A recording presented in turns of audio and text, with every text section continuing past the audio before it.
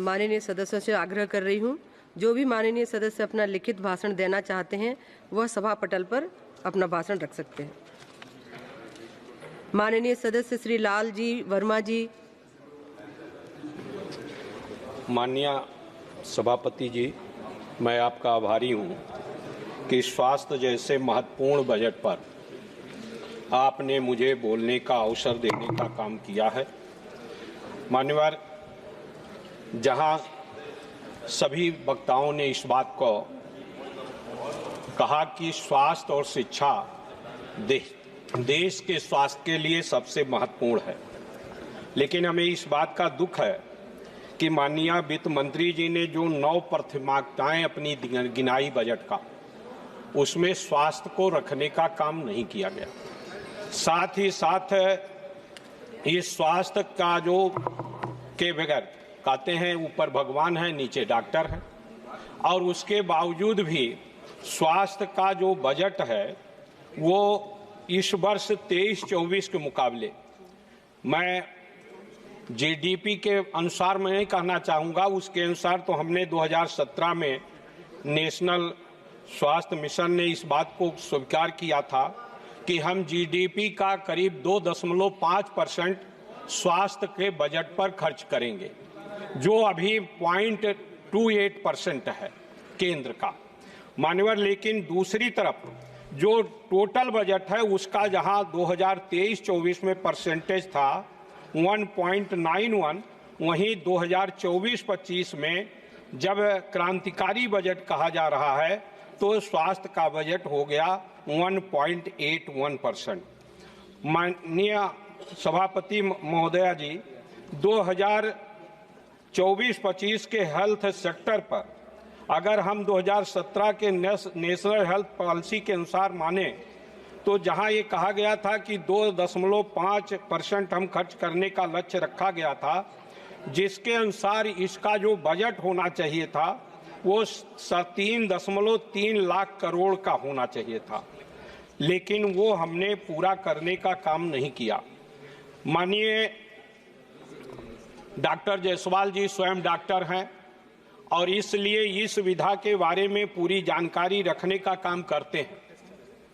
आज इस देश में 75 वर्षों की आज़ादी के बाद जब हम अमृत काल मना रहे हैं, तो जहां गरीब जिस तरह से प्रत्येक दिन वो अपना घर द्वार भी बेचने को तमाम बीमारियों में मजबूर हो रहा है, हम उसके लिए चिकित्सा की व्यवस्था नहीं कर पा रहे हैं, और आज भी हमारा जो आउट ऑफ पॉकेट एक्सपेंडिचर है, केंद्र का जो खर्च है वो 11.5% है स्वास्थ्य पर, और आउट ऑफ पॉकेट एक्सपेंडिचर जो है वो 55%, 55.10% है। जो नहीं, मैंने आपकी तारीफ किया, मैंने आपकी तारीफ किया, आपकी तारीफ किया। मान्यवर, ये मेरा समय ले रहे हैं। माननीय सदस्य बाद में मैंने तो आपकी तारीफ किया कर रही हूँ, प्लीज। मैंने आपकी तारीफ किया। बैठिए, आप अपनी बात कहिए, आप अपनी बात जारी रखिए। मान्यवर, खड़े रहे, आपका समय कम हो रहा है।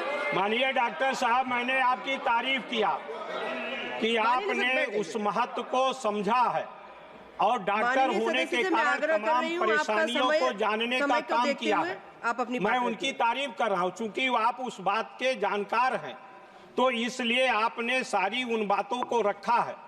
माननीय महोदया जी, आज भी हम प्रत्येक दिन आप भी सांसद हैं महोदया जी, आपके पास भी तमाम सिफारिशें रोज आती होंगी, और जिसका हम समाधान नहीं कर पा रहे हैं तमाम ऐसे। मैं अभी जिक्र कर रहा था कि हमारा जो आउट घरेलू जेब से होने वाला खर्च वो 55.10% है, और केंद्र सरकार का स्वास्थ्य पर जो 11.5% है, जबकि दक्षिण अफ्रीका में 5.4% आउट ऑफ पॉकेट एक्सपेंडिचर है, उसने इतना कर लिया।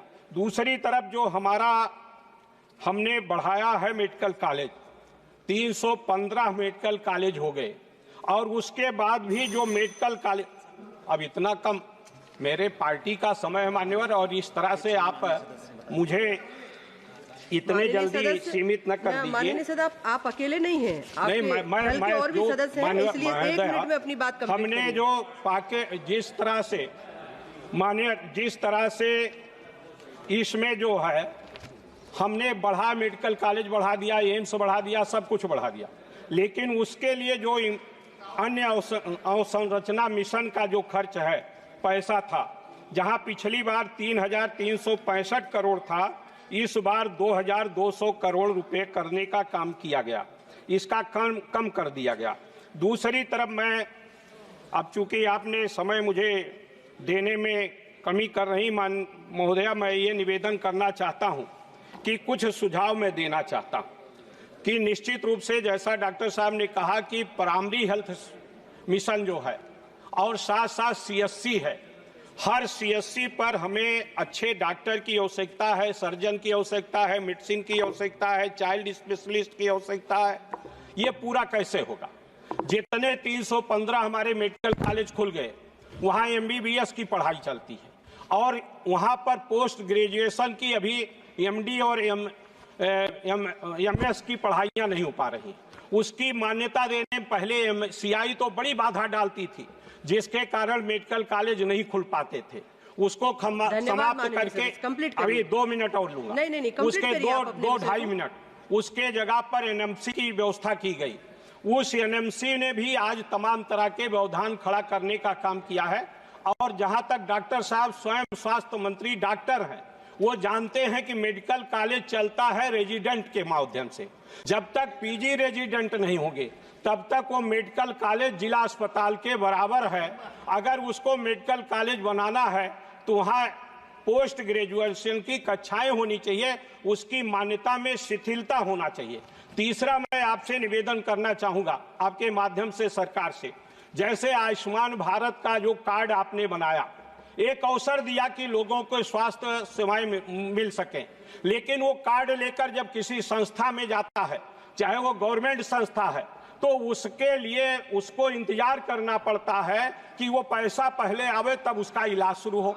अगर वो हार्ट का मरीज है, हार्ट का रजिस्ट्रेशन के बाद अगर वो हार्ट का मरीज है तो निश्चित रूप से उसके हार्ट की इमरजेंसी के अनुसार उसका एडमिशन नहीं हो पाता। उसको डॉक्टर शर्मिला सरकार जी, महोदया थोड़ी बात सुन ले, मैं महत्वपूर्ण बात कर रहा हूँ। हमारी पार्टी के जो सदस्य हैं मैं उनसे निवेदन करूंगा, आपके दल के बाकी सदस्यों को मौका नहीं देना है। 1 मिनट, बस 1 मिनट। नहीं, आप तय कर लीजिए, और सदस्य बोलना चाहेंगे ना, 1 मिनट मैं लूंगा। करिए, कंप्लीट करिए। कि एक तो जैसे हमारे यहाँ केजीएमयू है, जो भारत का सबसे बड़ा मेडिकल यूनिवर्सिटी है, उसमें जैसे हार्ट का मरीज गया 15-15 दिन तक आयुष्मान भारत का पैसा या उसका उपकरण आने में समय लग जाता, जिसके कारण उसका इलाज नहीं हो पाता। इसलिए ऐसी व्यवस्था सुनिश्चित की जानी चाहिए कि आयुष्मान भारत कार्ड धारक मरीज पहुंचे तो किसी भी बड़ी संस्था में तो उसका इलाज शुरू हो जाए। डॉक्टर शर्मिला सरकार जी, इसके साथ साथ माननीय सदस्य डॉक्टर शर्मिला सरकार जी, सबसे ज्यादा मृत्यु दर ड्रामा का हर जिले में कम से कम